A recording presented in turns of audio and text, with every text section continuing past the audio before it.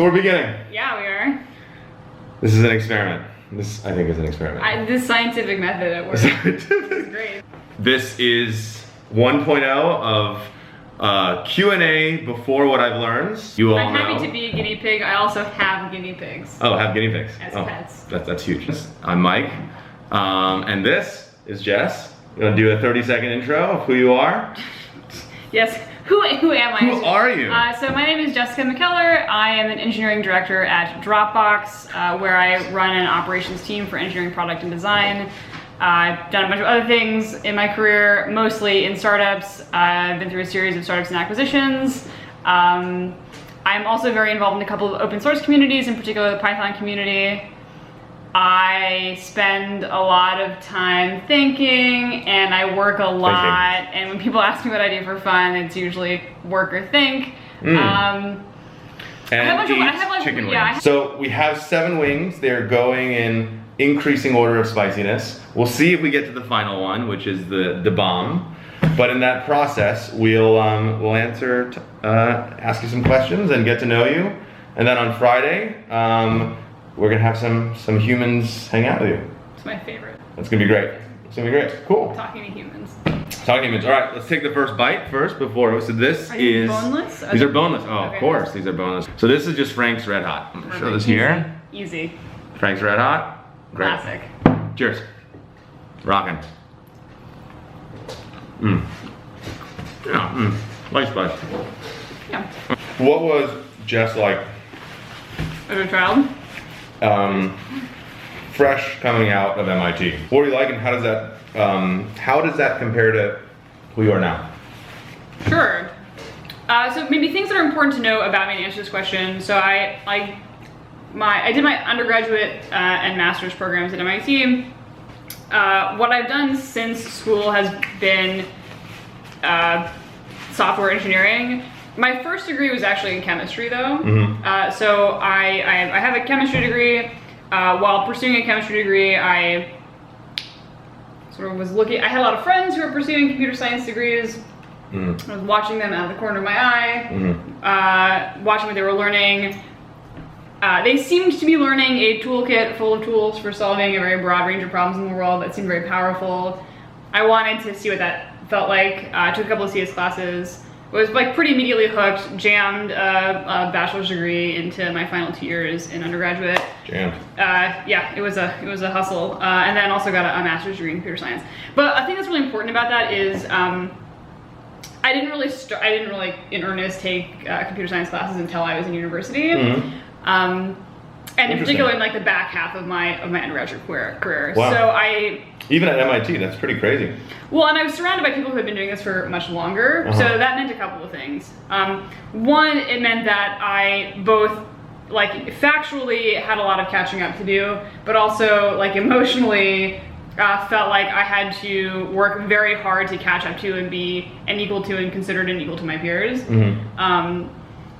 And that's important because a lot of the work that I do, both like in my like formal professional career, but in a lot of the open source work that I do as well, a lot of it comes from a compassion for beginners that I think comes out of me feeling like a beginner in school pursuing this computer science degree. So that was like a very formative set of experiences, and like dealing with the imposter syndrome around that, and like the milestones in my life that validated that I had sort of like arrived as a software engineer and then eventually as a manager. And just like an empathy for what it feels like to be a beginner, and to not be fluent in a system, in particular if you're surrounded by other people who feel fluent in it.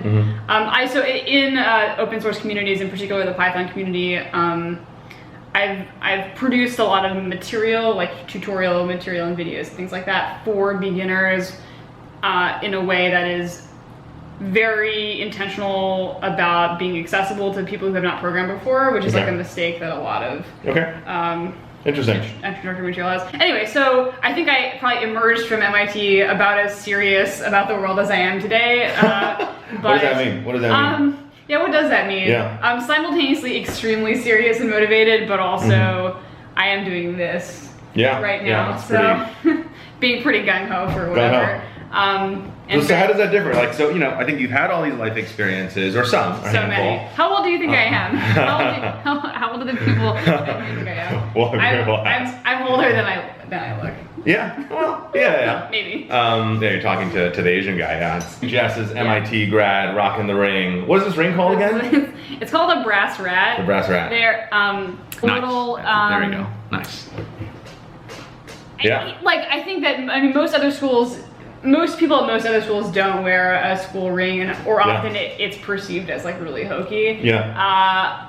For whatever reason, culturally at MIT, basically everybody gets these and wears them for a while after their sophomore year, which is when you're eligible to get them. The design changes every year. MIT school mascot is the beaver. We've heard every joke that you could make about that fact. And there's a small tradition, which is that while you're still a student, the beaver faces you because the beaver is shitting on you. Woo. And then when you turn it around, the beaver, when you graduate, the beaver is shitting on everybody. Yeah, I've heard that. And you wear it, that's amazing. I think it is, to me, one of the coolest, because people actually wear it and people actually notice, and they're like, oh, you went to MIT. And they're like, the one way of looking at this is like, that's super pretentious, please take it off. But I actually like routinely, like in international airports or like other random places, like people have noticed, or I have noticed, and it's been a conversation starter in a way that like there's enough value there for me that it's worth it. Cool. Yeah. What were we talking about? I got you on a tangent. So I was asking you about my level of ambition. Yeah, like perception of the world. So like you MIT, you leave and you have a way of looking at the world, and then you've seen some pieces. Has that changed? How has that changed? And then we're gonna go to the next wing. So be ready. My belief in my ability to impact the world, perhaps different from most people, has gone up as I've gotten older for a couple of reasons. One is just like greater clarity about the type of impact that I want to have in the world. I think it's hard to think about without having a framework for thinking about how you want to do this. I think it can be difficult to imagine yourself doing anything in particular. So having a much greater clarity about the type of impact that I want to have in the world makes it easier to figure out ways to have that impact. Yeah.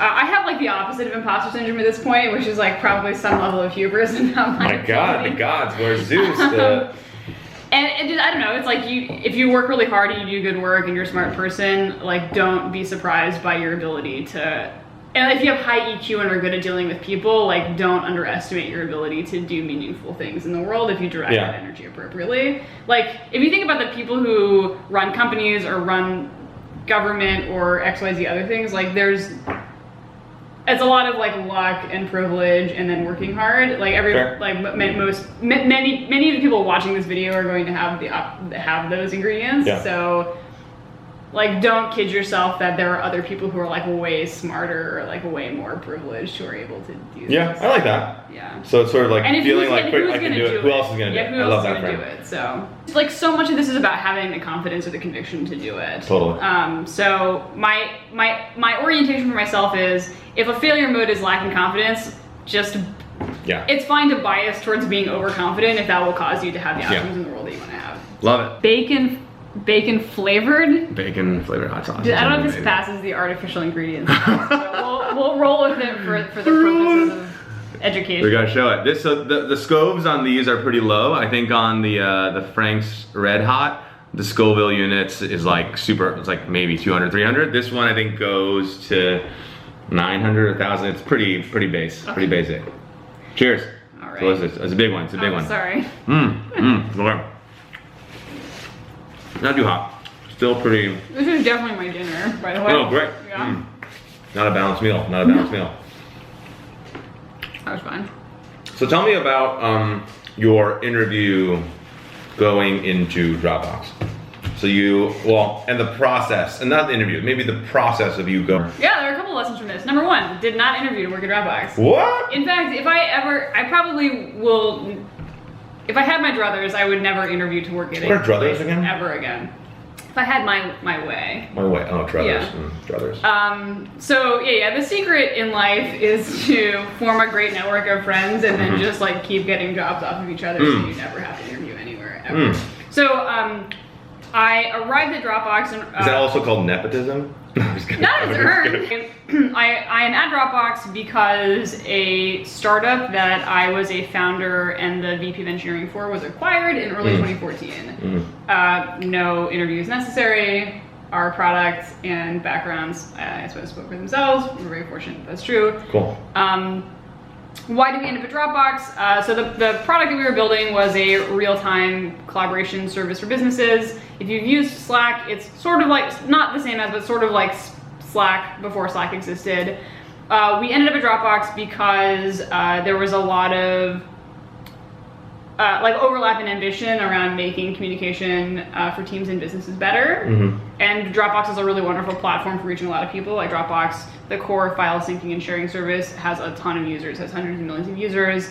So just like a lot of synergy, to use a fake word. 5%. A lot of synergy, and we were excited to sort of apply what we had learned at Dropbox. Okay. Why am I still there today? Is maybe a better question. Yeah.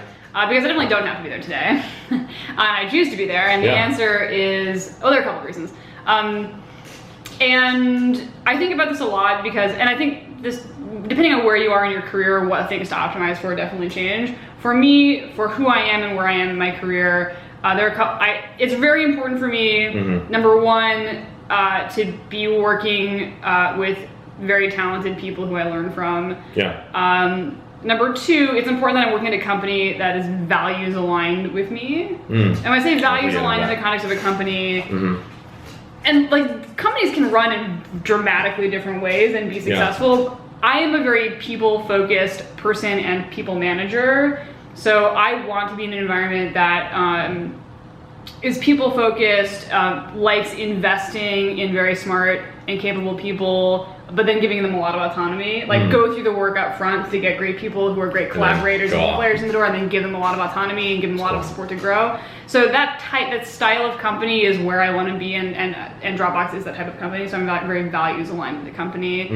And then I also personally want to be in a place where I can solve a lot of like strategic people problems and organizational problems with a high degree of autonomy, and that is something that I have at Dropbox, which is really great and exciting for me. Why is autonomy so important to you? I'm not that into people telling me what to do. Okay. But it's probably why I think that I operate best with a team that has a lot of autonomy to go figure out what the problems are and to fix them. Cool. And it's like, it tends to be pretty abstract, again, like people and process and organizational problems. I also derive a tremendous amount of satisfaction from like directly writing the code that solves the problem for the user. But the thing that I love the most, or what I have learned about myself over the years that I love the most, is to build like sustainable organizations, like build out the systems for sustainable organizations. Like, that is what I love to do the most. Cool. And I get to do that. A question on the values piece. I think that's definitely something that I think for every generation, our generation, Gen Z. I think that's what. No, I don't think I'm Gen Z. I think I'm like a millennial. I guess. I think I'm a millennial. You're like a millennial Z. Great. But so what are? I feel like I'm 85 on the inside, so I'm not sure what that makes me. But I love what you said about the values piece. But I think few people. I think everyone says I want to be a part of a values-driven company, but that's like saying I want to be a part of something that has a heartbeat. But it's like, what are the values? Like, what are some choices? Yeah, what are the choices that can be made? And what are the values that you're looking for? Sure. And maybe how did Dropbox exude them? And that's really cool. Yeah. So some companies, they develop a culture around that really sort of focuses on and rewards like high performers, individual execution, like very execution focused. And they might, in those environments, like the way that you recognize and the way that you compensate people sometimes looks different. It might mean that there's like some impatience for low performers. There may be faster turnover, but you get a lot out of people while they're there. You can contrast this with a model that's like interested in investing in people for a long time. This also might include like investing in new grads, people who are earlier in their tenure, and like being in it with them for the long haul to grow them into great engineers that have a lot of expertise over time. Okay. So it's just like that's at least one dimension along which you can contrast like the way this is biased toward engineering, but like the way that you could contrast how you might choose to build an engineering organization. With the hot stuff. Ready. So here we go. So this is the face one. This is where it's called Pain is Good.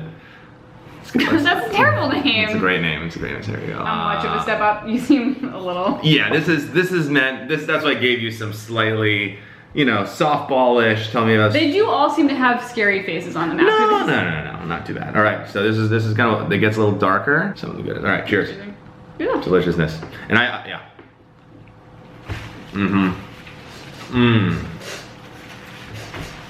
Oh, which is also fine. Okay. Yeah. Okay. We're going. Not bad. Tasty though. Yeah. A little smokiness. Paint us a picture of Jess growing up. Like, where'd you come from? Sure. Family. Absolutely. And like what formational, metaphorical little league moment of that made you who you are. All right. I am the oldest of 3 children. We're all pretty far apart. It's me, my brother Max, who's 5 years younger than me, and my sister Olivia, who's 5 years younger than him. So Olivia's a sophomore in university, and is like a. Yeah, me too. You talked about this. 10 years apart. They're all fantastic human beings. I love them. 10 years apart, right? Yeah. Crazy. I have a mom and a dad. My father is a professional musician. What kind? So this has varied over the years. Back when I was a baby, he mostly would gig as a pianist or a guitar player in like a duo or a band that would like just gig around town. Okay. Like weddings or high-end restaurants or whatever. Okay. Today he runs a recording studio out of his house in Nashville, Tennessee. Really? Yep. Oh. So I was born in Fremont, California. Fun fact. Although I'm now worried, now that I think about this, that I'm not sure how many people will know who this person is. In Fremont, he had a recording studio that was next to MC Hammer's recording studio. Oh, MC Hammer! Oh my God, amazing! And so, like, some of my early music memories are of going to like rap music video shoots. No. Yeah. Like his rap. Yeah. Okay. Well, that's pretty good. Okay, anyway, but my dad's a musician. Wait, hold on. No. What more? What were they like? I don't know. There was. That's your formational memory. That's amazing. To be honest, it was like I think to like a 4-year-old or whatever, it's like pretty overwhelming to be at any sort of music video shoot or any other shoot. So I mostly remember like a lot of people, a lot of lights, kind of overwhelming. Just saying Hammer Time as a 4-year-old over and over again. Yeah, I don't actually remember like what songs were being recorded. But, okay. Got it. My mom has done many things in her life. Okay. Mostly just what she feels like doing. Oh, okay. So she's been like a substitute teacher. There are photos of like me as a 1 to 2-year-old in one of those like bouncy chairs in the door frame of an ice cream shop that she was running. Okay. She ran an ice cream shop. What was it called? I don't remember. Oh. Bouncy ice cream. Yeah. And miscellaneous other things. She's like quite philanthropic in the neighborhood these days. Cool. Does a lot of volunteering with kids. Mom's great. Mom does mom. That's super great. Things that help describe who I am today. Well, one example is, and my parents still have this. There's a booklet that I made when I was 3.5, where I took it upon myself to take soil samples from around the backyard and catalog them. Okay. So I think that made it pretty clear that I might be some sort of scientist or science adjacent field. Or a fisherman looking for worms. Maybe.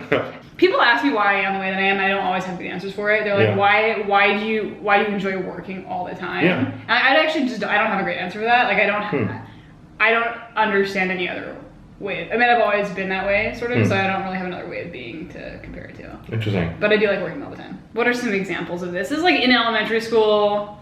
I remember in the 6th grade having to do a book report on a book, and I picked like the full. Usually, what a book report is on. Well, no, it was a book, but then I picked like the full Lord of the Rings trilogy, and then I wrote like a 20-page poem Oh my like God. rhyming poem describing Okay. like the full arc of these books, and I think the teachers were like, "What is happening? Like, why are you doing this?" An ode to And Frodo. I just Wow. felt like it. Wow. I Okay. don't know. Interesting. Just like it. Also, like the stuff that I have work, but then a lot of the stuff that I do outside of work feels like work, but in a productive way. Like I do a bunch of like diversity outreach in open source communities, and like speaking at conferences and like helping run conferences, and a lot of the skills that I have developed in my like work professional career translate to these open source communities and vice versa. Yeah. It's all kind of work of some kind. I really like doing all of it. I feel like it's having impact. Like I feel good about all of that. And I just sort of wake up and do that and then go to bed and do it again. I also have fun. I'm wishing we went higher in scopes, because this was I think not too much. It's like maybe impressing 10,000, 1,000. This one is not as This bad. person also looks. This paint is good, but it's called Jamaican style. Cheers, cheers. Oh, pretty. Oh yeah.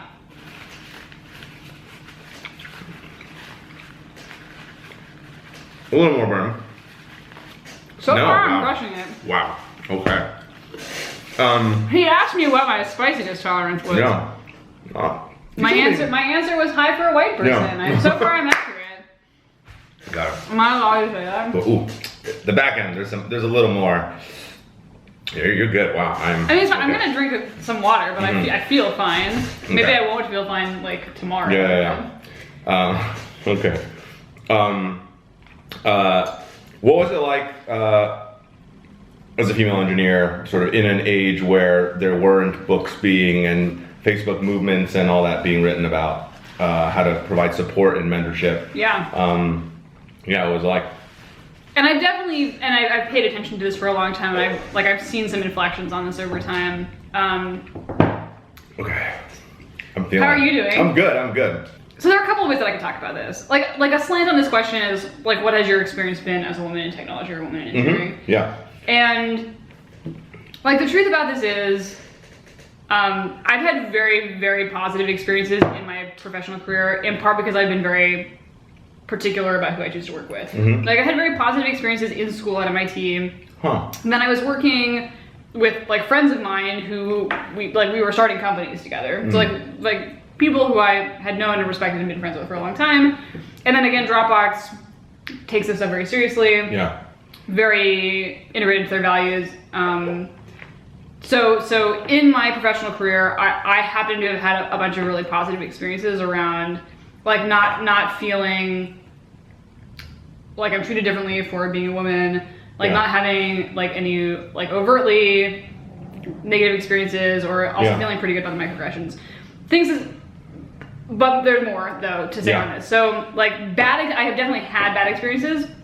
They've like almost always been like when I have to interact with the broader internet, like as part of my job. Examples of this are, it started number one, K-Splice, which was this company built around a service for rebootless kernel updates on Linux. We had this I know exactly what that is. very cool technology, came out of the CEO's master's thesis at MIT. But we had a very successful technical blog. Okay. And so I would write blog posts for this blog, and they'd get really popular, and they'd be on Hacker News, and they'd be on Slashdot. The kids these days surely don't know what Slashdot is. They might not. But so it was all like on these tech aggregators, and like invariably people would talk about me or my gender, or assume that I was a guy, and then like correct each other in a terrible way. And like in one of these blog posts, in retrospect, probably a mistake, like my photo was included, and that was just like a disaster on the internet. So those were terrible experiences that in some ways caused me to develop a thicker skin, and these things don't bother me anymore, but I don't really want to live in a world where people have to have that thick skin. Yeah. And I think the long and short of this is like there are shitheads on the internet, but like if like the good people want to work with good people, and they know that things like gender or any other demographic detail like really are irrelevant to that. So if you find those people, like you'll have a good time. You might have to deal with shitheads on the internet, and that's and then finding a support network, which is why I think all these initiatives that are even coming out and like and it's super great. mentorship, And the fact that like we can even do these things and have these conversations, or like today codes of conduct are largely taken for granted at conferences. Like I remember when that wasn't true and it was really controversial. I was actually on the Python Software Foundation board of directors. So the Python Software Foundation is the nonprofit and stewarding organization behind the programming language and community. I was on the board when we passed a code of conduct for the community and for PyCon, which is a large annual Python conference. Yeah. And it was like a huge shitstorm. And like that was several years ago, and today it's like not controversial anymore and people just do it. So I'm like proud to have been a part of like establishing those precedents, and I'm really happy that like we've gotten over that and are just like more comfortable accepting the fact that like having spaces for people to feel comfortable isn't a bad thing, and even if those spaces are focusing on some people and not focusing on others, like that's okay, because those spaces are an important intermediary towards like people feeling comfortable with the broader community. So. Yeah, and before we switch cameras, I think the question, maybe you talked about PyCon, maybe here you can talk a little bit about like just the work that you've done in thinking about diversity and thinking about like, I think that other piece, it requires champions, not even champions, but it requires people who are intentionally thinking about curation. All right, so a couple of highlights from the Jessica reel of Python development. And I've spent like a ton of my adult life caring about the Python community, so like it's a thing that I'm deeply invested in. A, because there are people that I really care about, but B, because it's proven to be a very useful platform for running experiments on inclusivity, like inclusive cultures and diversity outreach. So the things that I've done include, back when I lived in Boston, really Cambridge, Massachusetts. Little town. You know. I was an organizer for the Boston Python user group. While I was an organizer, we grew that user group to become the largest Python user group in the world, with about 4,000 members. Wow. And a lot of that was due to a very concerted effort around diversity outreach. We looked at the data. We realized, or finally articulated to ourselves, that about 1% of people attending these user group events were women. We made a commitment to ourselves to boost that number to at least 15% through a pipeline initiative starting with intro to Python programming classes, focusing on women, but also just beginners of all backgrounds. And then we had a couple of follow-up touch points after that, and this pipeline model was very successful. We got that number to 15% and sustained it for several years. That's a model that's been emulated by a bunch of other user groups around the world. And like we just like sort of publishing our methodology on this, like was able to influence the way that like other communities think about how to do like local diversity outreach, which was really awesome. Yeah. And then the other big thing is, for the past several years, I've been the diversity outreach chair for PyCon, which is that large annual Python conference I mentioned earlier. Similar observation, 6 or 7 years ago, 1% of speakers were women. We're like, that sucks, let's fix it. And through absolutely no magic, mostly just like people caring about it, like distributing responsibility and doing a lot of really proactive reach out to diverse populations to see their talks. We were able to boost that number from 1% to, I think it was like 5%, 11%, 15%, 33%. In 2016, this past year, 41% of speakers were women. That's amazing. And one of the things that's exciting about this is like we have such a robust, like resilient outreach strategy for women at this point that we're now able to like get more ambitious about other demographics that we want to make sure are being integrated into the community. So, cool, and that's a project we're going to talk about later. Yeah, we are. Potentially with humans. Yeah, awesome. How are you holding up? You're good? I mean, I don't want to regret things later, but I think at least one more is good. Well, it gets a little dicey down here. We just need low definition. It's gonna get dicey. All right, we switched a little bit, but then we're going to go back to high def for the most important part, because Jess is going to be awesome and do the bomb. So this is actually my favorite. So this is High River Road. Can we just, Moruga blood orange scorpion pepper sauce. There's some like name inflation going on here. Yeah, so this is this. It's really good. You get a little sweetness. And give you a dash, because you've been. It's like a dab, I guess, is what they call it. What else is already on this? Just hot sauce. Yeah, I'll give myself a little extra. It's good. It's not too spicy. This we get to like 50,000 Scoville. It's still fine. Like the next couple, when you get to 6 digits, I think is when it gets tough. But you ready? I'm ready. I mean, I have. We have milk for days. We have milk for days. Okay. All right. Here we go. Cheers. The hot part's on this end, right? Yes. It'll be fine. There we go. Cheers.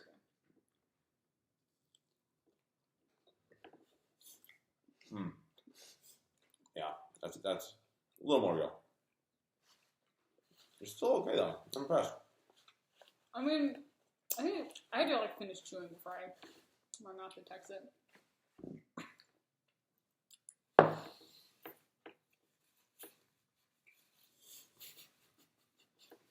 I feel good about this. Pretty impressive. 50,000 scoves. I like that you use the shorthand. Like you're Scoves. on a first name basis with the guy. Scoves, yeah. Actually, don't know. I'll have to look that up. I don't know where Scoville came from. It's a It's probably person. named It's after totally a him, person, yeah.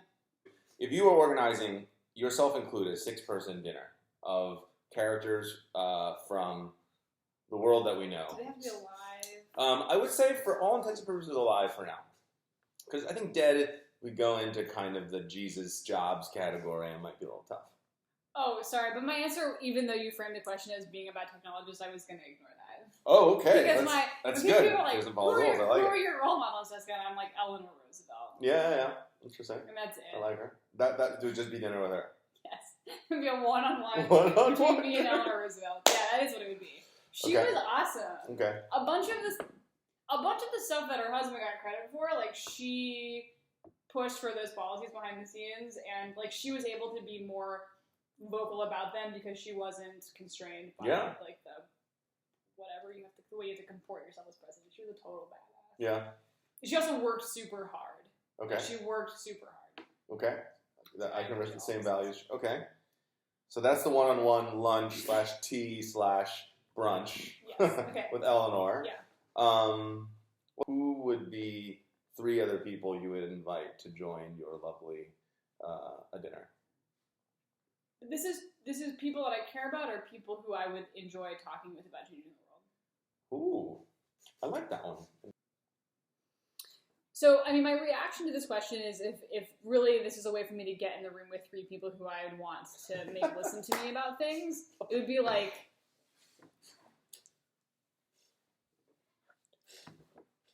okay, people in the tech industry who have a tremendous amount of impact today. Facebook, by virtue of having 100 billion daily active users, and we've seen this in the recent election. I mean, we're still, like, people are doing the analysis on to what extent Facebook is able to influence things like elections. Totally. Instinctively, it seems like it's capable of it. So, talking to people like the people who run Facebook about, like, their responsibility, like how they think about their responsibility towards the world, given how much of a platform and institution they are. I would love to be able to talk to people like that. My understanding is that Mark, like, is still very involved with much of the private decision making. So sure, Mark, and then, like, our president-elect Trump. Oh, whatever. I like that. Just don't be a dick about privacy. Okay. Trump and like, just Mark. don't make terrible, like, surveillance or privacy or encryption or whatever decisions. I like that. It's like that, and, like, the angle for him is, like, it's terrible for business. Yeah. Because people don't want to warehouse their information with U.S. companies if we have terrible policies. It's like, just don't fuck that up. Sorry. Okay. I don't know how to say that. Just French. Okay, so you got Donald, Mark, and Jess, and then what are we rounding that out with? Who's the 4th? He's like a nut, but in a good way, sort of. But there need to be enough people in the world with the level of ambition about humanity that Elon Musk has. Oh, interesting.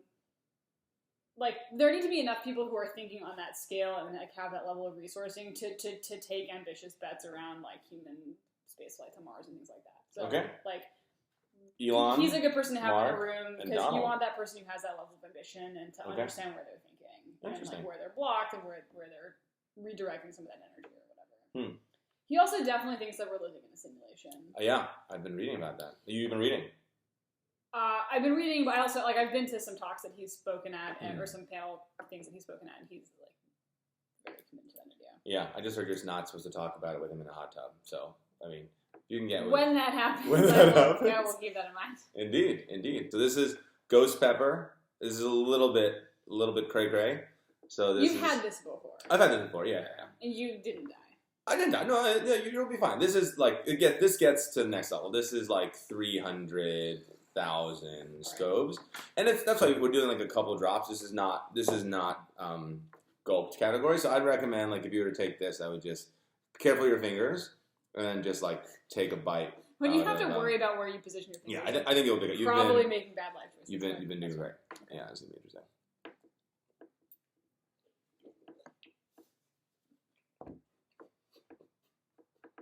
I just put it on the roof of my mouth.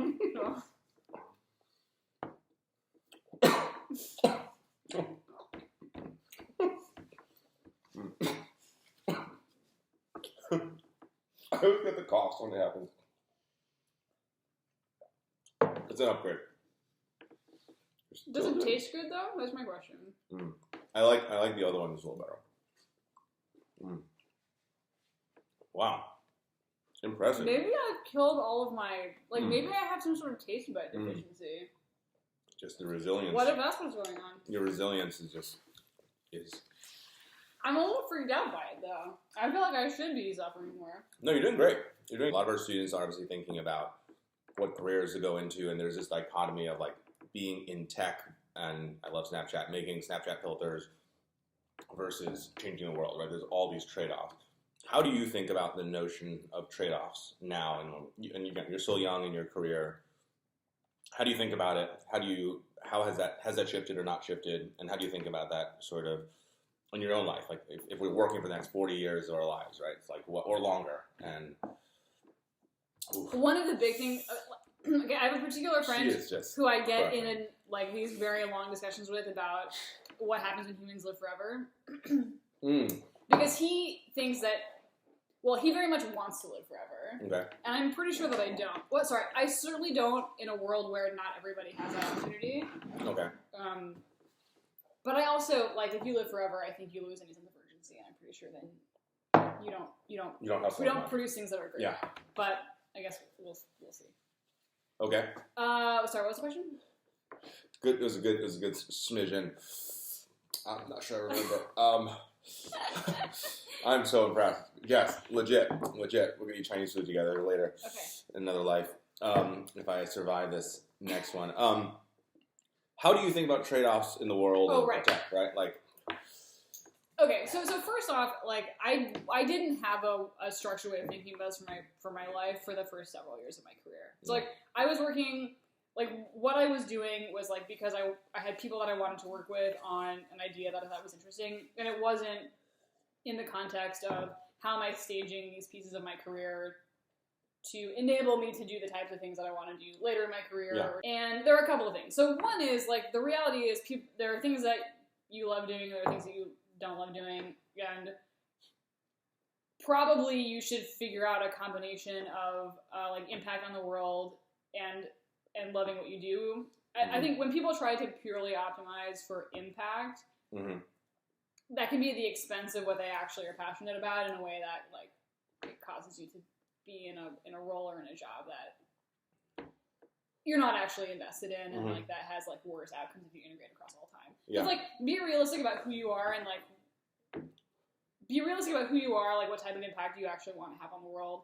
A lot of this is like when I think about this for myself.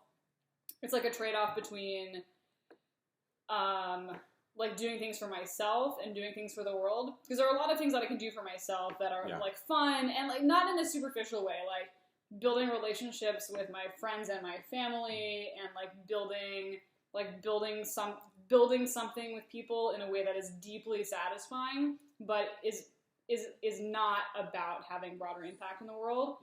And that can be like. Some people, that's like what matters to them.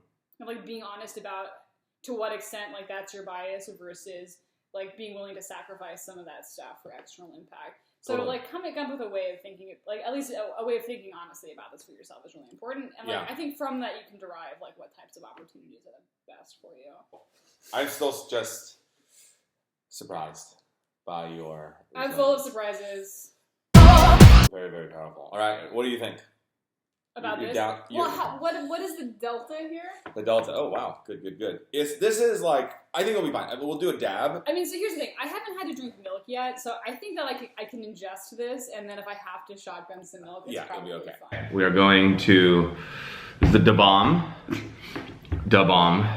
want to hire like a graphic designer for all of these companies. Okay, da bomb. You want to hire who's naming these things? Da bomb. I don't. I like the name. I think the name is great. Da bomb. Beyond Insanity hot sauce. I think this is like, 400,000 scopes. 300, 400. So it's not too bad. And we didn't put it on. It's not too bad. It's not too bad. Okay. And we're gonna put this on. Jess has not, just for the record, Jess has not drank any milk. I am on my 4th glass. Pretty insane. Okay. I have a great final question for you. We'll just do a little bite. This seems like a lot. Yeah, it's a lot. We'll spread it out. We'll make sure. Oh, okay. Where are you storing the hot sauce in your mouth? There's no reaction whatsoever. It's insane. I don't think I have a trick. I mean, I think my lips are like red from this. Oh, your lips are red. Your lips are definitely red. But, all right. But I feel okay. Well, cheers. Okay. You're a rock star. I appreciate That's that. good. All right. Oh, this is gonna be fun.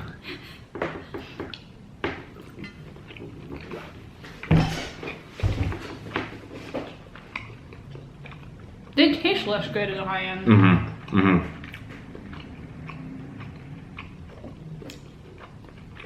What? It's also all latent heat. Like, it's after you swallow it, it builds on you. Oh, they are. Wow, Jess, you are a stud. Oh my God. Okay. Can barely I'm answer not my worried that question. there's something wrong with me. You are actually. insane. Okay. Okay. So, nothing. No, I mean, like, it feels hot, but You're just shutting it off in your brain. I don't really know. I think it's still building. This is a bad one. Oh, the milk. Oh, the water. Okay, so. Well, now I feel a pressure to not drink the milk. Silicon Valley. Yes. Tell us about the show. You're somehow involved with a little bit. Tell us a little bit about that, and Oh, yeah.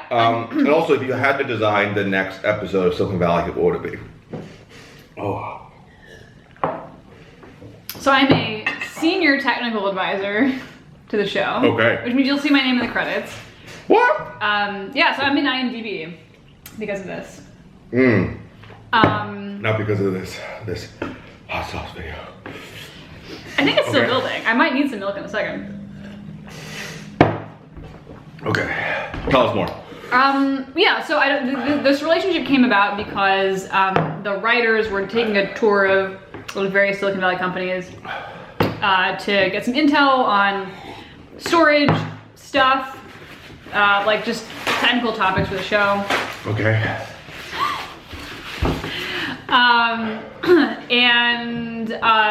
Like they invited a bunch of people who might like be interesting to talk to. Because I was sufficiently entertaining. Mostly because I have a bunch of goofy like startup stories to like keep talking to them about like interesting startup anecdotes, and then also to advise them on, in my case specifically, building like the data center, like the little data center that they built inside their house in season 2. Okay. But it was fun. It's fun. Like the writers are super fun, and it's like fun to reminisce about my weird startup experiences. And they shot the opening scene of season 2 in AT&T Park, and they invited us to watch, which was like fun. It was like a real who's who. Like we were just nobody, but like the Winklevi brothers were there. Okay. A bunch of the famous people, and like Drew and Arash from Dropbox did cameos. But it was fun to like sit and watch them like meticulously film the shoot for a couple of hours. How are you okay right now? I mean it's hot. Like, you know. I'm so impressed. I don't know that I would like inflict this on myself just for funsies, but on a Oh my dare, God. it's fine. I'll get some ice. I'm so impressed. That's really Okay, keep going. What are you gonna? Oh wait, okay, put it in the mouth. I thought you were gonna like put it on your face. It does open up your sinuses. Like that's definitely true. Okay, I'm seeing stars right now.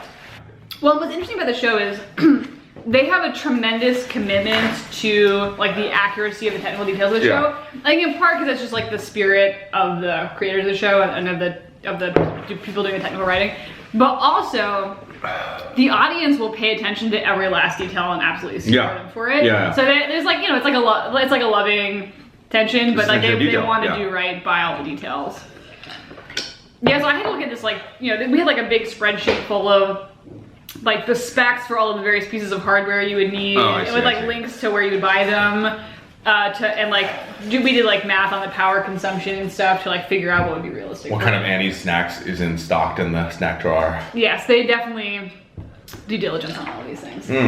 I'm so impressed. If you were to design your own Silicon Valley episode, what would it be? Like, what would it be about? Like, what would the arc be, or what would the focus topic be, or just have Elon Musk eat hot sauce? Yeah, let's see. There's surely like a serious answer and a funny answer, okay. And of course the serious answer comes to mind first. Like the serious narrative arc would be Trump in Silicon some Valley. Sort of commentary on, well, not that, but it would be some sort of commentary on the relative lack of engagement of Silicon Valley with political issues. That's a really good point. From everything from like a cooperation on policy perspective to like a fundraising perspective for like nonprofits that are advocating for civil liberties and things like that. Which is not to say that there aren't tons of people who care, but like relative to the density of wealth and expertise. Yeah. It's just not something there's like not enough. There's not enough I totally agree. that, or even just like I'm having this really rich set of expertise, like the relatively. And you understand why this happens, but like the relatively limited migration between government and Silicon Valley, and there was more and more of that under Obama with like the U.S. Digital Service and things like that. But still, there's like some of our biggest challenges are in government, and like there's definitely a lack of like best and brightest talent from Silicon Valley like contributing to solving this problem. That would be really cool. I like that. Like, and then calling like that'd be like a USDS or like the Presidential Innovation Fellows episode. And I'm sure like them coming back from DC. Like in the Silicon Valley arc, they would be doing something really stupid. You've made it. I am. This is impressive. Well, to close, so I think we're gonna do something this Friday. Yeah, we are. So we don't have to listen to my questions. We can just talk to the students' questions, which is gonna be better, right? To flip the Q&A. Just talk about what is like the challenge that you're working on that you're really excited about, that you are pumped about, that energizes you. Yes, that. Is this where I talk about background stuff? Sure, if you want, if that's what comes to mind. Your brain is working quite well right now. There are a lot of things that energize me in the world. Yeah. I mean, what I can tell, like, one thing I can tell you is, like, at 8:30 a.m. on Monday morning, this past Monday, I was in the office of the American Civil Liberties Union of Northern California, talking with them about their reaction to the presidential election and like what their game plan is for the next 4 years. I'm like I'm excited to have the potential to be a strategic partner with them on doing whatever needs to be done to make sure that our civil liberties are intact 4 years from now. That's important. So that's one thing. It's cool that you're sort of thinking about that from like, what can I contribute, right? It's not like, let me complain about it. Who's gonna do it? Yeah, that goes back to the initial theme. That's really cool. Anything else that is on the to-do tackle bucket list of Jess? On a totally self-serving note, so a life hack that I've discovered is if you wanna have a really great travel experience, find some scientists who are desperately in need of bridge funding and like offer to exchange support for hanging out with them somewhere exotic. Yeah. So I've done this on a couple of occasions. I did this once with a dinosaur dig in Montana. Like 6 months ago, 8 months ago. That's insane. I did this on a safari. And then, but I think there's probably like a lot of untapped opportunity in South America. Like I'm picturing myself in the Amazon. Okay.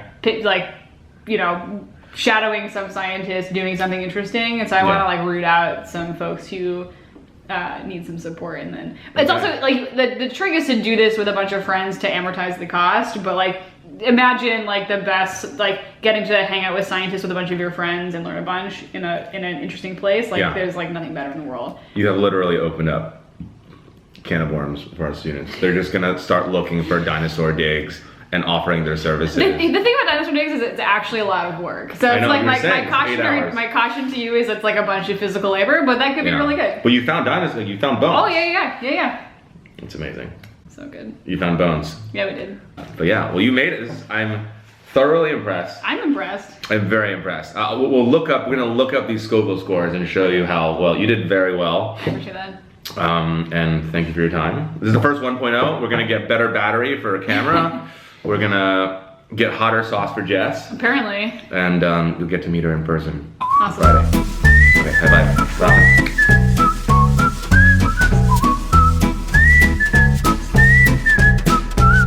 That's pretty impressive, Jess. I'm pleased with myself. Yeah? Yeah. Still think something might be wrong with me, but that's fine.